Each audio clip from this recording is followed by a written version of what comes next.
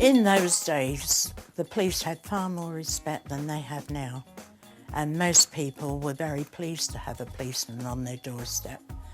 And when we moved to a police house in Brighton, that became a little bit of a nuisance sometimes. I mean, very often my husband would be on duty, and in the evenings I would get the children, I had 3 children, all to bed. You just sat down and the doorbell would ring or somebody would bang on the door and you go and answer the door and will the policeman sign my passport?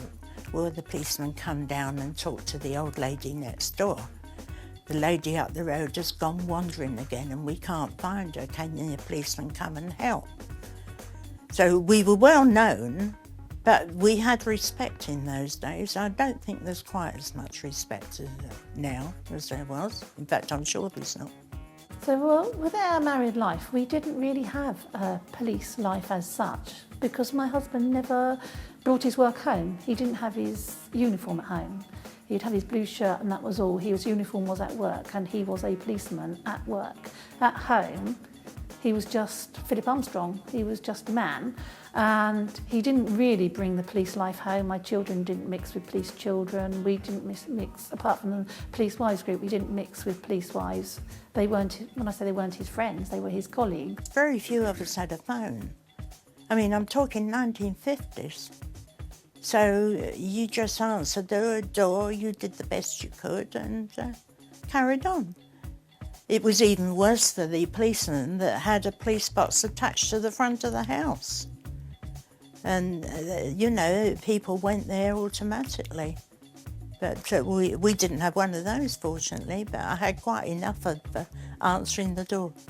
At home, we didn't particularly mix, we didn't at all mix with police officers. And this is quite unusual because almost all my friends who were police wives lived in police houses and they would have coffee mornings, they would have afternoon. I actually felt I missed out, that I would have had a much happier beginning to my marriage had we have lived in a police house, which is what we intended. But my husband, he felt that police officers mixed with police officers all the time at work, at home and everything, and they didn't gel into the community. And he didn't want to live like that. He wanted not to have the neighbours saying, oh, they're police officers, you know, don't have anything to do with them, or they're police officers' children. He wanted us just to grow up and be children mixing with all the neighbours' children without any worries at all. But everybody knew you. And as I say, everybody was very nice and polite to us.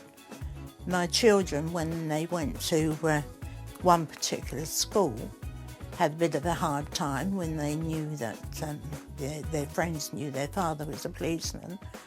I often used to see especially my younger son, rush down the drive, get in and slam the door behind him.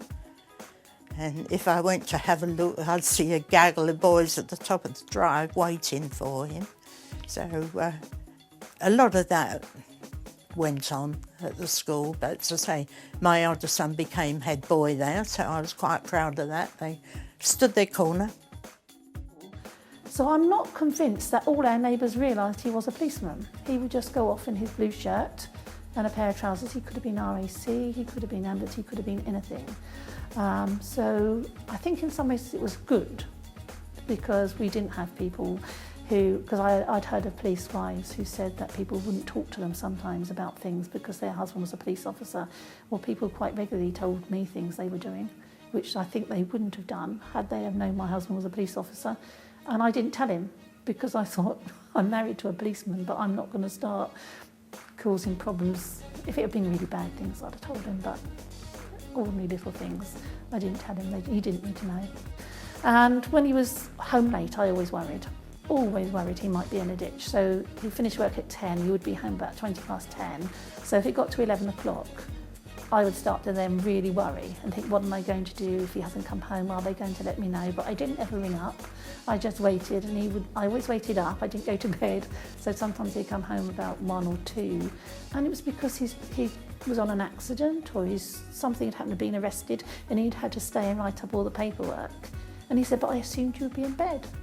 And I said, Phil, you know I wouldn't go to bed until I knew you were safe. And he said, you would always know. The police will let you know. If you don't hear anything, you know I'm all right. Because if there's any chance anything's happened, they will tell you. And the other thing I did, which is really stupid, insisted he had to wake me up before he went on early term so that I could kiss him goodbye. So if anything happened to him during the day, I'd say goodbye to him. And it's you shouldn't really look on life that something might happen, but with police, you do. I can remember once he came home, and it was several days later he told me he'd gone to a domestic, and it was down in a basement. He'd knocked on the door because they'd been called because there was trouble going on.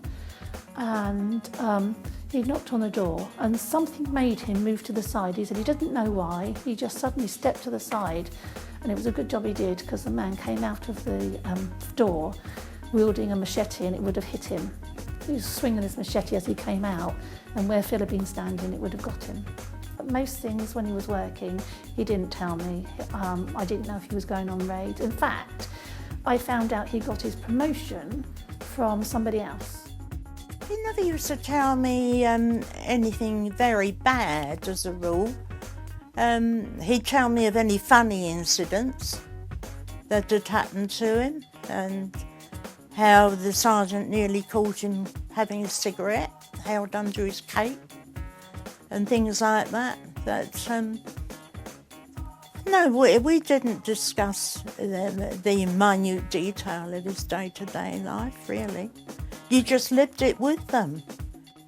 And don't forget that it wasn't as dangerous those days because people had a lot more respect, as I've said before.